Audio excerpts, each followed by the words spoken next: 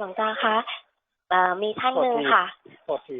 ตั้งแต่ไปสักยันต์มาค่ะเวลาทำบุญหรือว่าเวลาเกิดอาการใช่มีความรู้สึกได้ยินเสียงวิญญาณหัวเราะด้วยถูก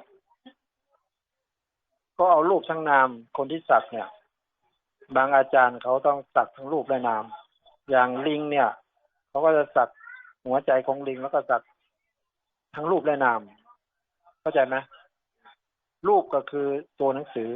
คือรูปของลิงนามคือวิญญาณแล้วสักแล้วมีวิญญาณอยู่แล้วทำไงอะคะเวลาเราทำบุญหรือทำอะไรมันก็เกิดอาการใช่ไหมมีอาการแต่จียังไม่เคยเห็นพวกสักนะสมัยก่อนนะตอนหลวงตาอายุตอนนั้น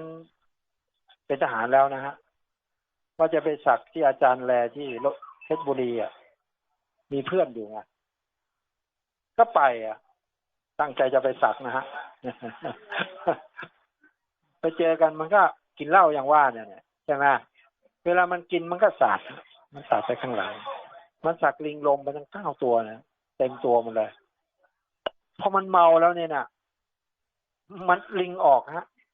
ลิงออกมันขึ้นต้นสนนะขึ้นเอาหัวลงแล้วมันไปเล่นกับหมาเรามานั่งกูจะสักได้เยอะสักได้วะเนี่ยก็เลยกลับบ้านไม่สักเลยกลับบ้านไม่สักก็ยังคิดว่าเราเป็นคนเนี่ยแล้วเอาลิงเข้ามาในตัวเราเนี่ยมันเท่ก็ดีเวลามีเรื่องเนี่ยแล้วเราจะไปหาเรื่องกับใครอย่างนั้น